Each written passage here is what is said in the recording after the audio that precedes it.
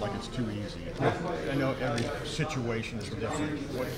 What's your take? Well, like anything, you think with the inside release, now you're awfully upset about the outside release, And so is there a magic answer? And some of the things, especially in college football in 2018 with the RPO game, how many guys you can commit to the run. So every guy that you commit to the run is one less guy you can commit to the pass. And it singles you up in coverage. It also creates windows, which creates opportunities offensively.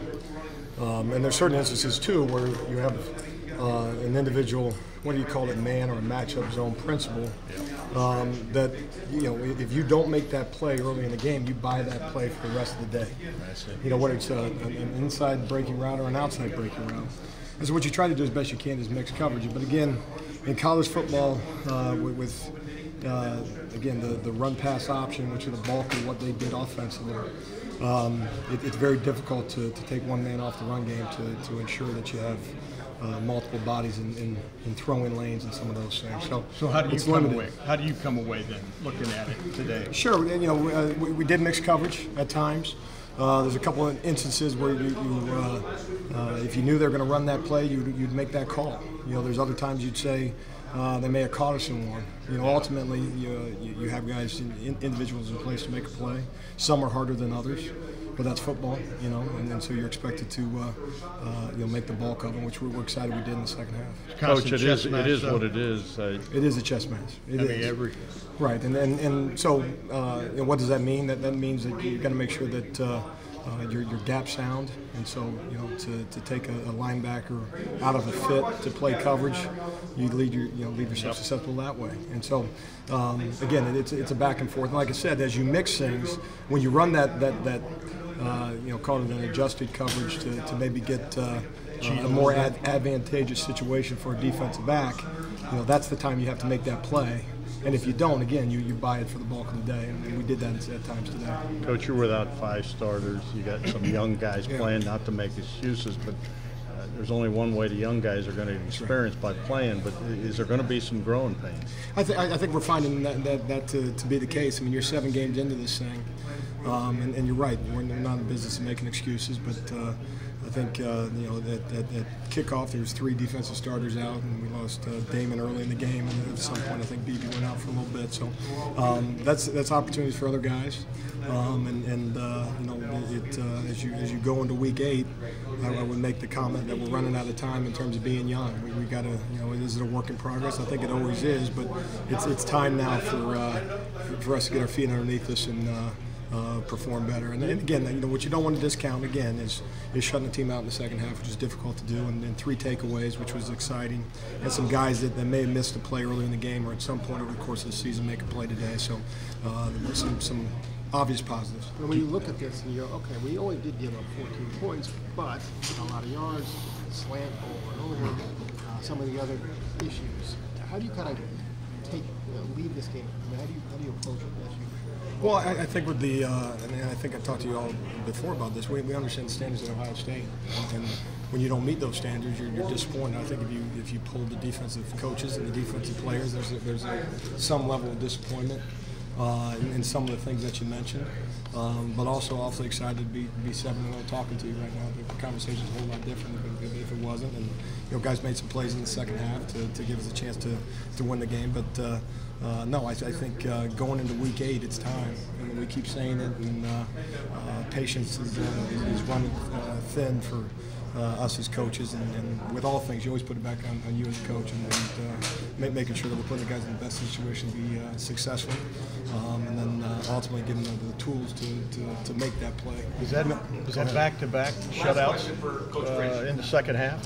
I think it might be. So you're adjusting well? Well, I think maybe some of that. And I think some of it is some of those younger players that you mentioned, kind of getting a little bit of a comfort level as the game wears on.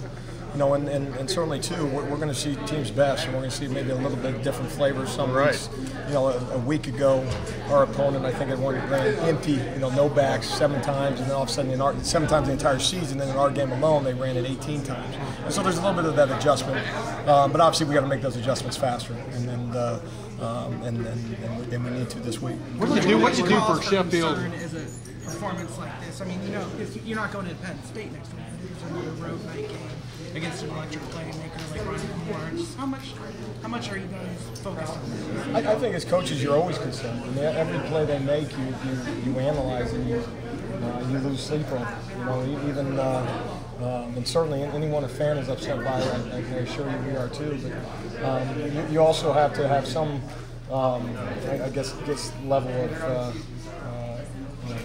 a wherewithal to understand that when plays need to be made today, you ultimately made them, and you got to make sure that you just don't circle the bat. And again, as coaches, you have a tendency to do that, but there's some plays being made out there, and some guys with some individual efforts. I know Jordan Fuller had 12 tackles, which was good. It was good to see Kendall get an interception early in the game on the deep ball, and Isaiah Pryor showing up late in the game to get one to kind of stop a scoring drive. So we absolutely have to. We're going to circle all the negatives. We got to circle positives too, and we will. And we got, like I said, we got not a whole lot of time to get some of these things fixed. But it's week 8 now. But there's also some positives.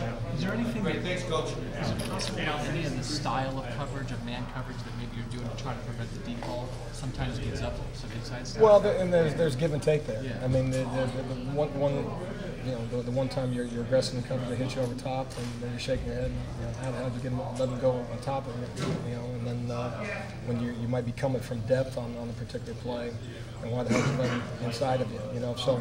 But that's not unique to Ohio State. It's not unique to our package and those things. But the uniqueness part is we do play man more than most. So that quarterback, that coordinator, that receiver knows a lot of times what's coming at him. We, like I said, you make some of those plays early in the game, and then you give them pause as to whether or not they can continue to go down that road and have the patience to go down that road. Very few times you say the slant loses you a football game. But on the same token, it gets frustrating, it extends drives, and it can lead to points. So, it's never okay either. So, something we got to continue to look at to again mix up coverage and put some pause in the quarterbacks and coordinators. But y'all did tighten things on the slant as the game went on, right? I mean, did you feel that? I mean, from where you were watching, and what did y'all talk about in that regard? Well, we talked quite a bit about it, I assure you. And some of that is. Having the right call on the right time. I think some of that is having to understand how the team is attacking you that particular game. The one time it didn't take long. The one time we had a linebacker in man coverage, they tried to take a deep ball on Pete Werner, and that's the play that Isaiah made. So again, there's a back and forth. We tried to get a little bit more aggressive, and they took an opportunity, but fortunate one we were prepared for at that time. So there's some plays certainly that they want to have back also. What does that play especially do for Isaiah Pryor? Obviously, he's caught some criticism from fans, sure. etc. But what do you think that will do for him? Right, and that's the this is big time ball now, And so when you make the play, you're